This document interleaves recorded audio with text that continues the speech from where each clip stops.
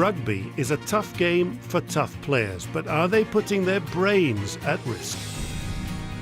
You're looking at Six Nations matches where there's a player per match, on average, getting a brain injury. That's not an acceptable level of brain injury for sport. Reports of concussions have doubled in 5 years, sometimes with tragic consequences. Concussion can be fatal, and that was a term the sporting bodies didn't like. And I said, well, you disprove it. I have a death certificate. I know what it's like to play at the highest level. Now, as the World Cup brings the sport centre stage, I've travelled to meet scientists who believe my sport may cause serious brain damage in later life. I would not want a son of mine playing rugby. There's good evidence that it's a high-risk sport. It's time to tackle the truth about rugby and the brain.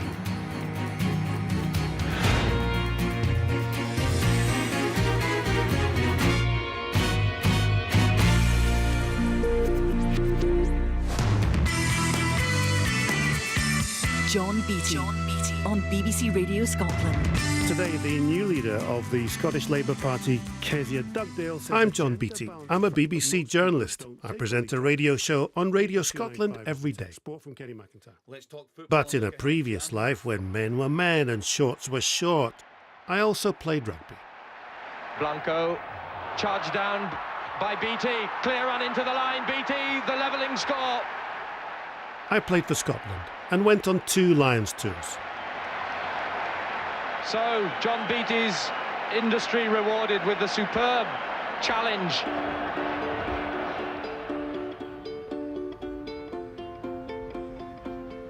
These kids are starting out in a sport that's grown beyond my generation's wildest dreams.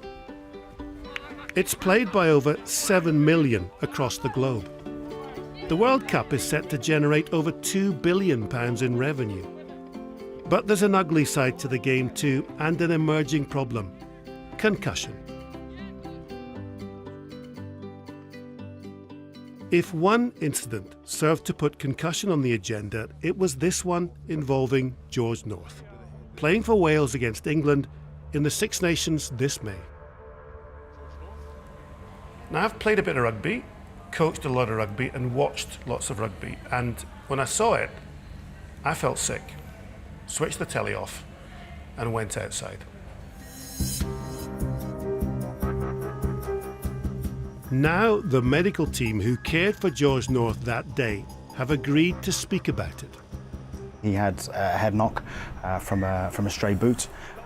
We decided at that point we were unclear whether or not he needed any further assessment or not. So because of that, we actually took him off the pitch and he had a 10-minute assessment. George North clearly is kicked in the head. Prav Mathema and his team didn't think he was concussed. But because they'd seen a head knock, they followed Elite Rugby's rules and took him off the pitch for a 10-minute head injury assessment, or HIA. He passed and played on. At home, Barry O'Driscoll, a former Ireland international, doctor and medical advisor to World Rugby, was watching. And the use of a 10-minute concussion test made him frustrated and angry. HIA, as far as I'm concerned, is meaningless and can do more harm than good. It's tokenism, that's all. Why don't you give them 20 minutes? You've got 6 subs. Why don't you give them half an hour? Because it's known that if you put them through an exercise session, it can bring on the symptoms. That's not done. In the second half, George North was knocked out cold. Rugby's rules say he should have been taken off immediately, but Prav and his team missed it. My view was unfortunately obscured, but all I saw was George getting up off the floor.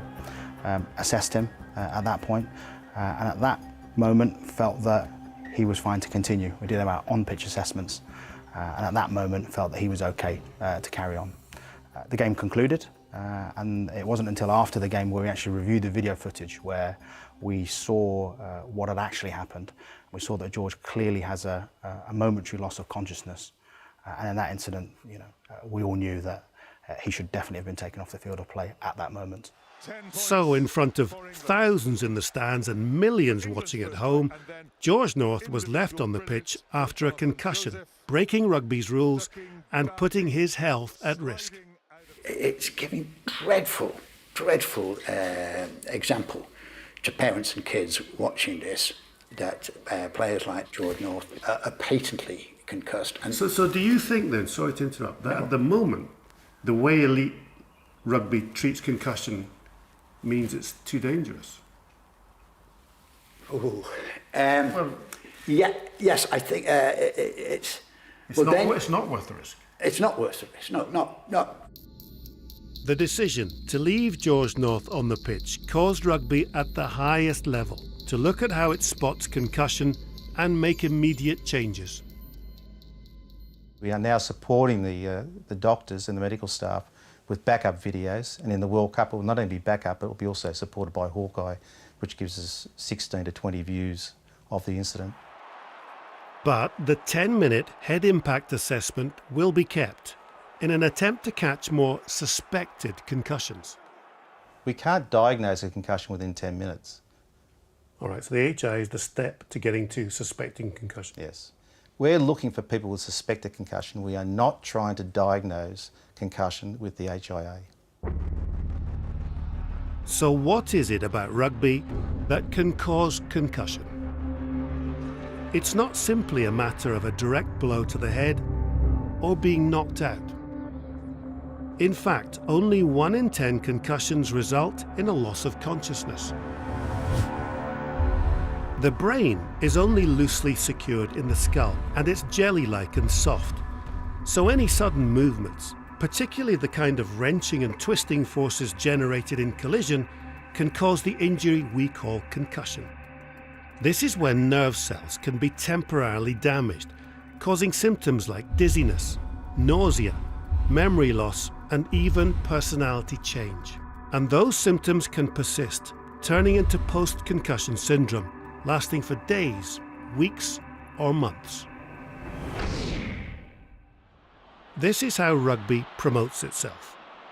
The Six Nations publishes a top 6 hits and tackles on its YouTube channel. I worry this is what we're encouraging. Faster, bigger players taking each other out, irrespective of the risks.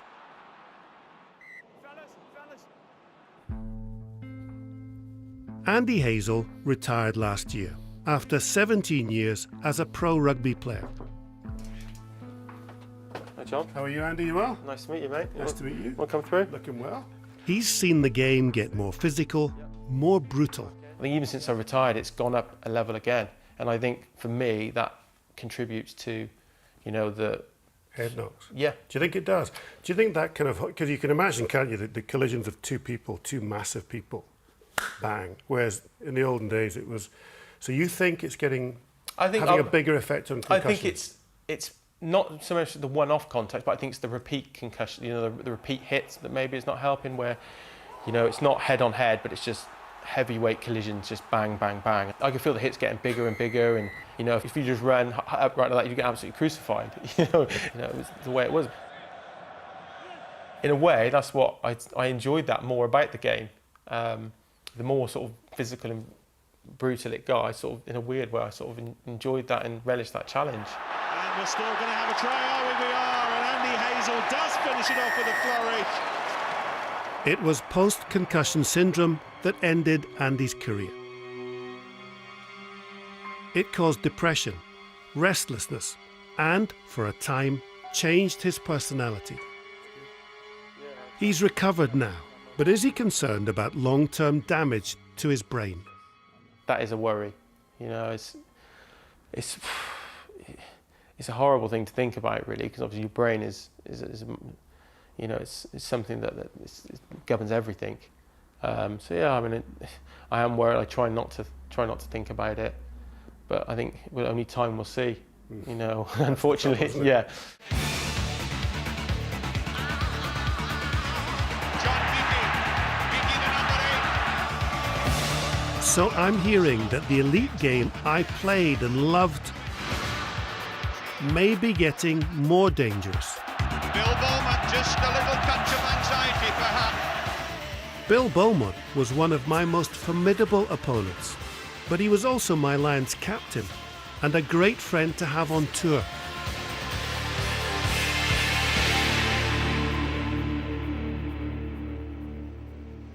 I'm back at Twickenham to tackle him again. Now he's part of the establishment, the RFU chairman. The union's own figures show concussions went up by 59% last year, though they say that may be because of increased awareness, not a tougher game. It's all basically the same game. You think? You don't think that, you honestly telling me you don't think the hits are harder? I think there was a stage when the game did go pro, when the emphasis was on size, was bulking up and bigger hits. But certainly now, I think over the last 12, 18 months, I think there's more of an emphasis on more speed around the game. I do think the players they are looking to do more running than actual more gym work. Oh, White hammers through a tackle, gives it to Beattie, oh my word. My son Johnny has followed in my footsteps. His generation of players undergo concussion awareness training. The sport's made them far more aware of the dangers than we ever were. Bill's son is an elite player too. Are the risks for our boys worth it? I think, well, actually, do the benefits of the game outweigh the chances of you getting a serious sort of illness, you know, that's what it would be, then, yeah, and I think like in all things in life, there has to be a balance. Worth taking a risk. I'm not sort of, you're not going to put words in my mouth about it, but all I'm saying is that I have gained a great deal out about the game of rugby. Millions of other people do, and I think as long as administrators that we do our best to recognise that if a player is injured, then we make certain that we look after them.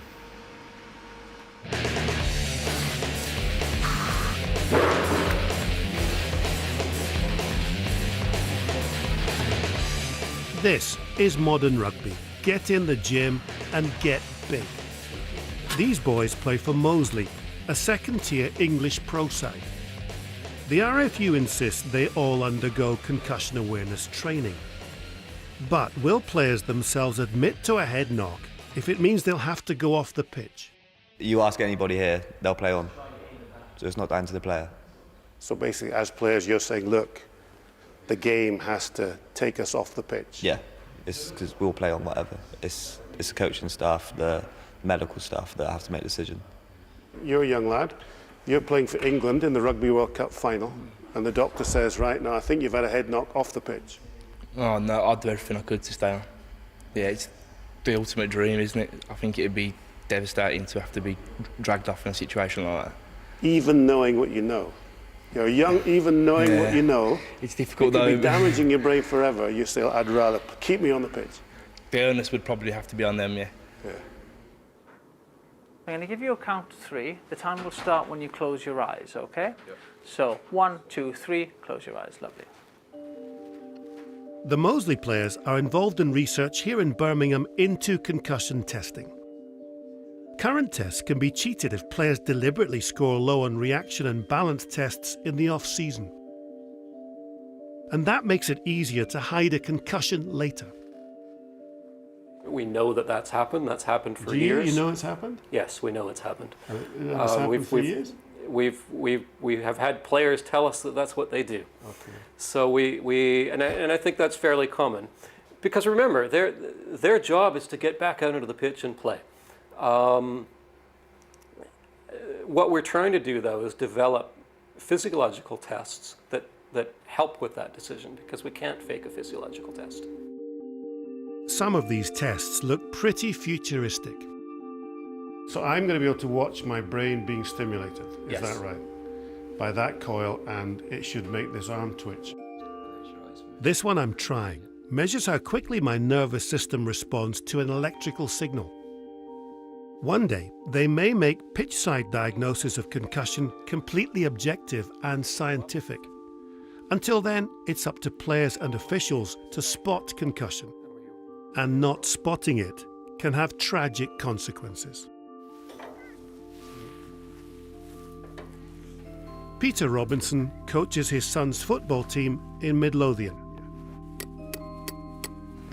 all his kids play sport, but the family's paid a heavy price. He shows me a video of a rugby game his eldest son Ben played in 2011. We've agreed not to show what happens in detail, but Peter talks me through it. This is the actual slow motion. That's Ben going into the tackle, and there he goes down, and you can see not even a hand out to protect himself. It's chest on chest, head to head. Yeah, you can just see that, his head's the first thing plows into the ground. It's just... The video shows Ben down after a tackle. He was assessed and allowed to play on. And this is the penultimate injury. Ben tackles the centre. You actually hear he flies in, tackles him. If you watch Ben's arm, he doesn't move. His arm's up. You see, look, it's just... Oh, he's out. And this is the last incident that he doesn't recover from. He's lying on his back. Ben never regained consciousness. He died later in hospital. A coroner ruled he died from second impact syndrome, the result of multiple concussions in the same game. It's horrible to watch. Yeah. To think about it, if he had had a blood injury, he'd have been removed. Yet with a brain injury, he's kept on. The best thing, he could have been split open. He'd been taken off at least. Or broken his leg. Yeah. Terrible. Yeah. Terrible. Peter now campaigns and educates on concussion. Ben's case is part of the education modules used by rugby unions in the UK. The message is simple. If in doubt, sit a player out. It's all about informed choice. You need to let people know what the ultimate risk is.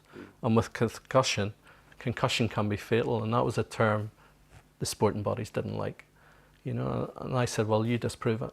I have a death certificate, So it's very simple, actually. And that's the thing. It's so simple. If in doubt, sit them out really is...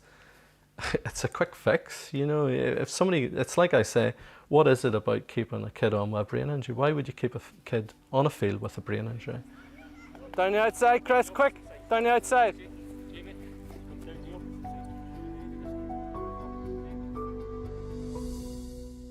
Now, after watching that video of Ben's last few moments with his dad, it's hard to come away without thinking that if he'd just been taken off the pitch after that first head knock, he could be alive today.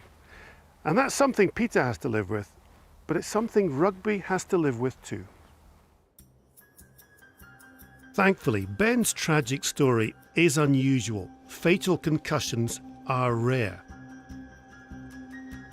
But can players with a long career behind them, like me, still face serious problems later in life?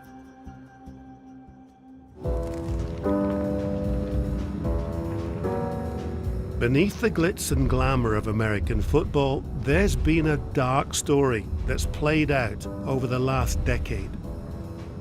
Retired players were suffering from a range of symptoms, suicidal thoughts, memory loss, violent behaviour, and that's led to a debate about whether concussions in contact sports can cause long-term brain damage.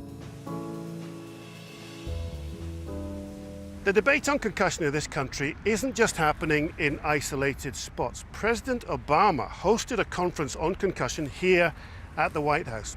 And later he said if he'd had a son, he wouldn't have let him play NFL for fear of being concussed. This topic is being talked about in every bit of this country's society. I've come to a hospital in Massachusetts to meet one of the people who started that debate. Anne McKee took me to see her brain bank, a freezer full of athletes' brains. So, each one of these, frozen, about 150 brains in each freezer. We're always looking for Alzheimer's or changes like that, Lewy body disease, and especially in the former athletes, we're looking for a disease called CTE. New brains are donated all the time, those of American footballers and other athletes. The big concern is a new form of dementia, chronic traumatic encephalopathy, or CTE. Anne thinks it's linked to collisions on the pitch. It's not the getting knocked out that we're finding in our research. It's really the length of exposure, the numbers of years that you played at a high level. Even if you weren't aware that it was causing any trouble, it was just part of the game. And that's really the danger with football. Work here in Boston has found this brain disease in over 100 NFL players. Researchers believe that repeated blows to the head, concussions, are causing brain damage. The longer your career, the more the risk. And there's worrying news for rugby and potentially me. Anne has also examined the brain of an Australian rugby player and found the same damage as NFL players suffered. This man got sick in his 50s. He developed behavioral problems, outbursts, irritability, and then a lot of memory, cognitive problems and memory. Finally became severely demented and died in his mid-70s. And his brain is a classic case of what we call CTE, or chronic traumatic encephalopathy. Researchers here admit their sample is a small one, a few hundred brains, and is biased towards those who develop dementia symptoms after playing sport. After all, those are the people whose families donate brains for study. But Anne can now point to a decade of work linking head trauma in athletes, autistic patients who bang their heads, and military veterans to CTE.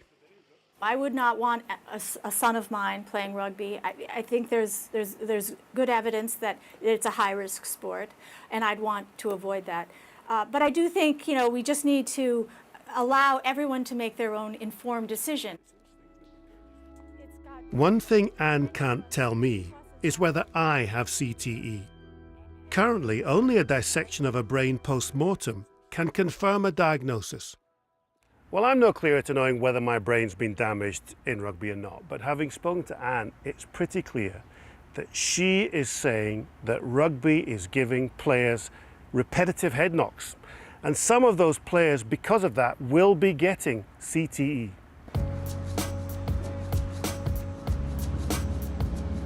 My trip here was uncovering worries about the long-term impact for me and hundreds of thousands of people who play rugby back in the UK. The first CTE cases emerged in American football, so I've come to the NFL's impressive Park Avenue headquarters to hear their side. The question from the scientific perspective is there a correlation or a causation? As I understand the internationally accepted consensus, causation has not been proven to this point, but that's not going to stop the league either, A, from investing in the research, but B, also more importantly, to treat our players conservatively as it relates to concussion, making sure that our return to play protocols are conservative, ensuring that we're spotting the injury as frequently as possible. So the NFL think the case hasn't been made conclusively. But they have provisionally agreed $1 billion settlement for former players who claim the game harmed their brains.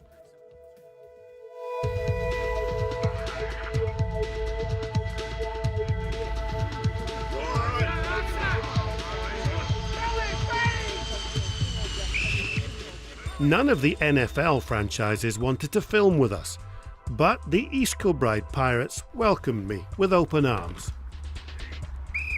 The interesting thing is that despite questioning the link between head trauma and CTE, the NFL has acted to reduce concussions in the game.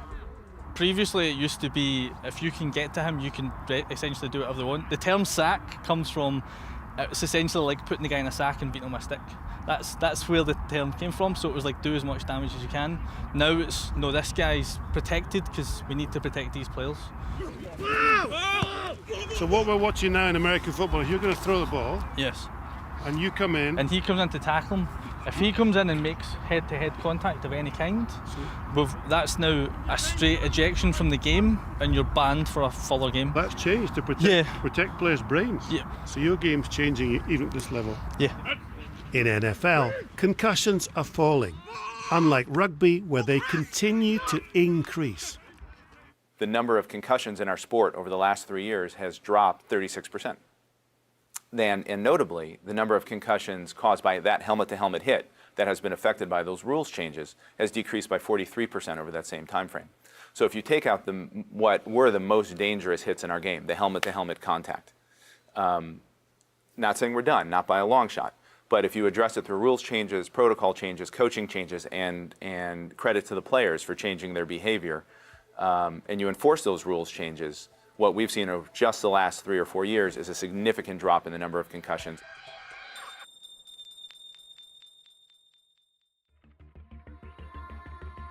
Reported concussions in rugby have doubled in the last 5 years. Even if that is due to increased awareness of the injury, the next step must be to bring those figures down. World Rugby's reviewing 900 videos of concussions, and they're looking at the tackle and thinking about changing the game's laws. How can we actually change the game, or change the laws of the game, or change whatever it is to make the game safer? The biggest area where concussion is going to occur is in the tackle. So that will help us to look at the tackle and see what we can do to make it safer. Which as an old guy means we might tweak the tackle law. It could be. I think that my job is to identify a risk and look for solutions, and then present those solutions to the lawmakers to make the changes that will bring about protection of the athlete.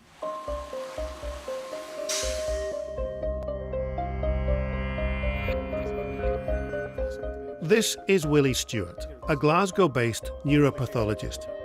He's an influential voice on concussion in the UK, helping many sports improve recognition and treatment.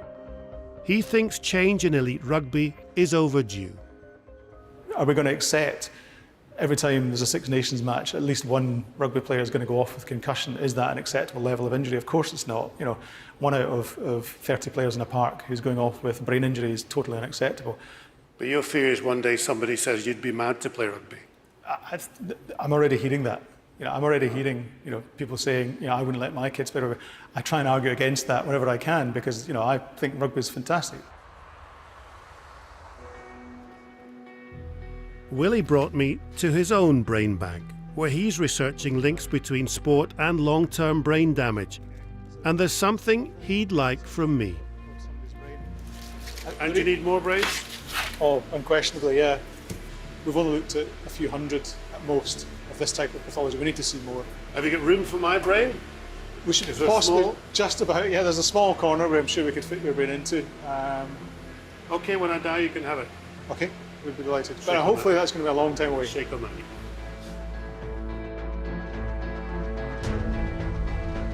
So in my own small way, I'll contribute to understanding what impact rugby is having on our brains. I love this sport. It's given me a lot. It's a big part of my son's life too. I want rugby to be a part of millions of people's lives for years to come. But we have to be sure we're doing everything we can to protect them and their brains.